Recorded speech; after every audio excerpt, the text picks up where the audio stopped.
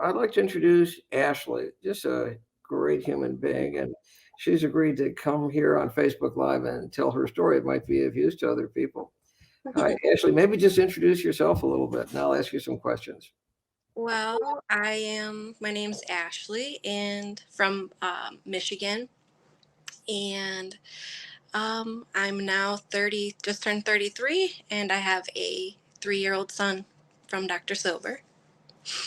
Well, so Ashley, let me then tease a few things out of you. First Sure. place, I would like to say that I'm a little bit from Michigan because I've spent 11 years of my life in Ann Arbor studying at the University of Michigan. So I feel any Michigander is we're all Michiganders. But Ashley, what did you went through a lot before we saw you? Maybe you Yeah. didn't even know we existed. So just tell me what it was like. So when I was 21, 22, I went, um, well, let's start here. Altogether, I've been through 7 rounds of IVF. Started when I was 21 years old, here in Michigan. I did, I'm just gonna, just give you a little rundown of what all we did before you, or, um, so started out in Michigan. We did four transfers with the same doctor. Um, I had a ton of eggs, ton of embryos each time.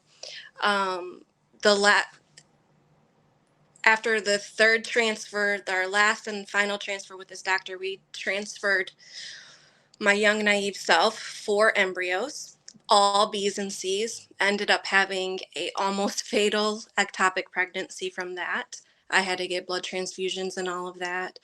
Um, and also ended there with the doctor asking if we wanted to use a sperm donor. So none of that seemed like, why would we need a sperm donor? But I was very young.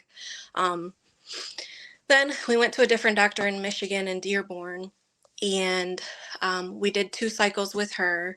Um, After my second transfer with her, we still got, a lot of eggs, a lot of embryos.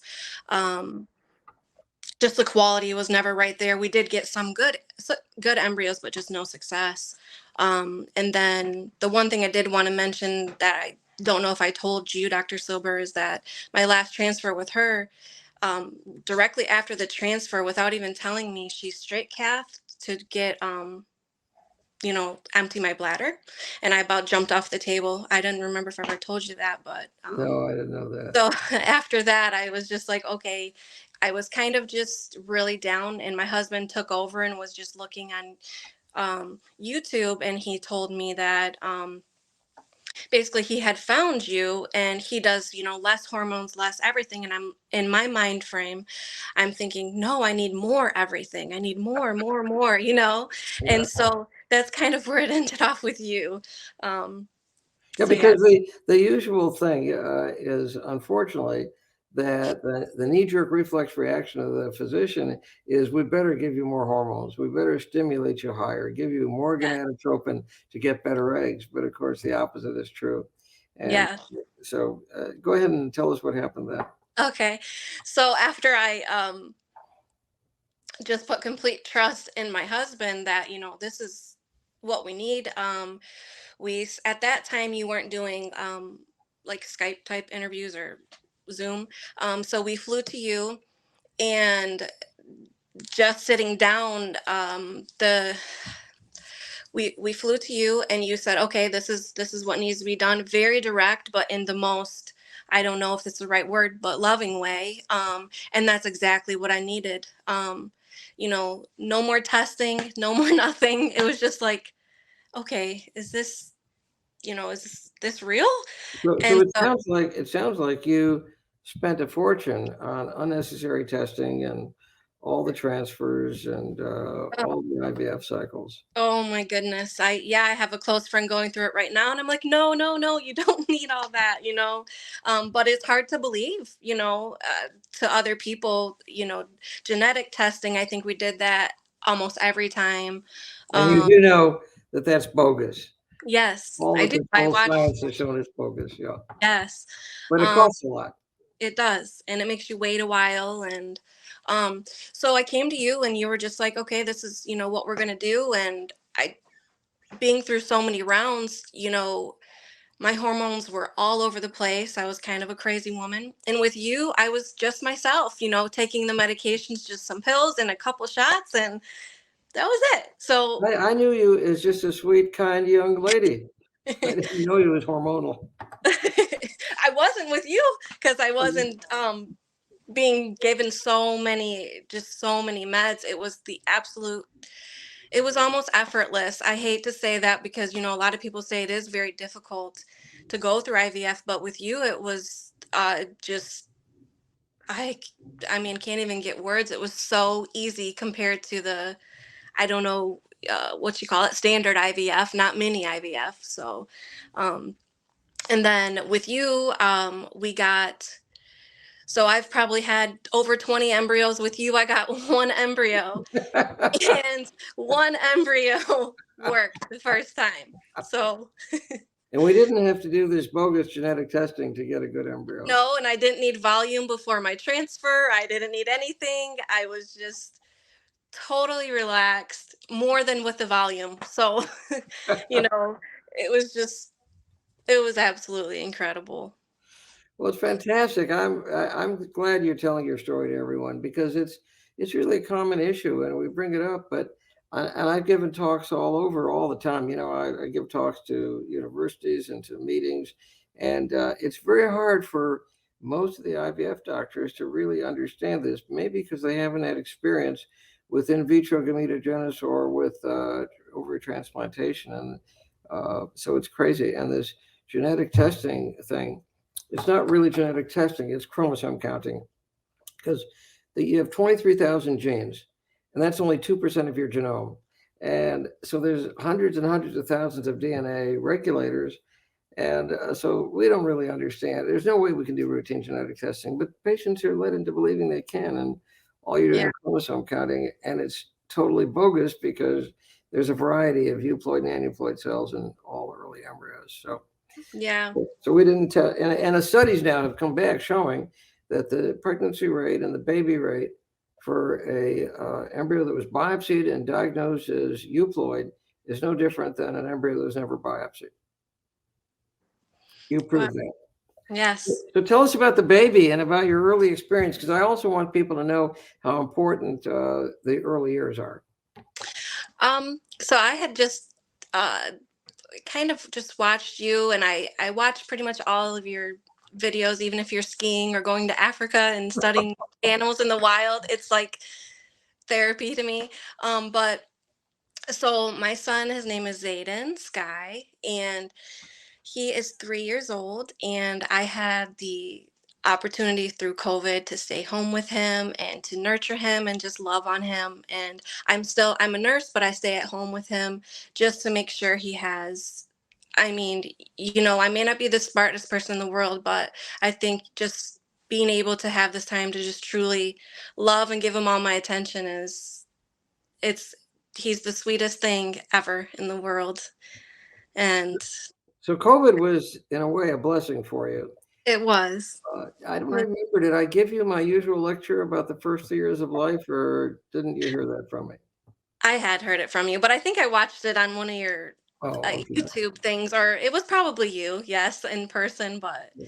yeah, I took it to heart, to say the least. And every But, day, pretty much, I've been with them. So people, they have to make a living, and it's a two-family income usually nowadays. And it's very hard to sacrifice that income. But you were forced to really because of COVID. yes, yeah, and it does kind of make you feel like with the way society is, that that you almost don't have a purpose being a stay-at-home mom, but it's the greatest purpose in the world. So um yeah. I often say that we have so many problems in society. I mean, it's getting crazier and crazier. And I often say that if we just either did away with daycare and everybody stayed home, or if we made sure we really trained the daycare personnel and funded it properly, so that you had a ratio of maybe 1 to 4 instead of 1 to 10, and they really understood and all about early childhood, and they were loving and caring, that we'd solve all the world's problems, because it's all in the first 3 years of life that kids get messed up. Wow. Yes. I'll share a little, since we brought this up. I'm just going ad lib. We didn't plan anything. But, Okay. my parents had a very difficult time. I was born just at the beginning of the Second World War, difficult time. And they were, very, very troubled and neurotic. So they brought me to, you might call it an orphanage. It was a family service, but it was a great place. Really fantastic, loving people. And I spent the first 3 years of my life there. And then they came back to get me. Now, it was difficult growing up because they were a little bit nuts, but I love them. They were really, they could have really messed me up, but those first 3 years really did it. That was where it's all at. And there have been books written about that. Selma Freiberg, a psychoanalyst in San Francisco years ago, she's passed away now, but she wrote a book called The Magic Years, and talks about how you can throw any problem you want at the kid after they've had a good first 3 years, and they'll be able to solve it. Wow. I've heard you mention it a few times over the years, just watching things, and I'm like, this must be very important if he keeps saying it. That So, was right, exactly yes. right. But the scientific studies have showed I'm right about that. Yeah. Yeah. Well, this is great. So what are you going to do now? Are you going to eventually go back to work or just hang out at home? I'm thinking about going back soon, within the next few months. Well, I think that's okay, because Yeah. you've really done the big job. Of course, parenting is never over. I guarantee you that. I'm still parenting, parenting my 50-year-old, 43-year-old kids. But nonetheless, you've done the major work right now. The rest Yeah. is just clear sailing. Awesome. If you don't mind, I did also want to talk about also to your nurse Dina, if I could mention that. Yeah, Um, she's great. You can give her all the publicity you want. She's awesome. okay. So that was the other thing, is that I was like, before meeting you guys, I was a ball of nerves. Just, you have everything invested into it. And I've had nurses over the years make medication errors with what I should be taking. Um, just not prompt responses. And being in Michigan and St. Louis, I felt a million times closer to my nurse Dina than I did with nurses in my hometown. She she already knew the troubles I was coming to her with, and she was absolutely the most amazing. I want to be a fertility nurse one day because of her. Well, move to St. Louis, and I go by character. I don't even think about what training you've had or your CV, and we'll hire you. You've got a job if you move. Don't tempt me, because I'll be on the next You'd be flight. awesome. Aw, thank Well, you. all right. I think we ought to give Brittany a little time now, if Okay. she's still there. It's so great talking with you, Ashley, and I love hearing from you, because I'm so busy. I don't get to keep in touch with my patients that way. So, Yes, thank you so much. oh, it's great to see you.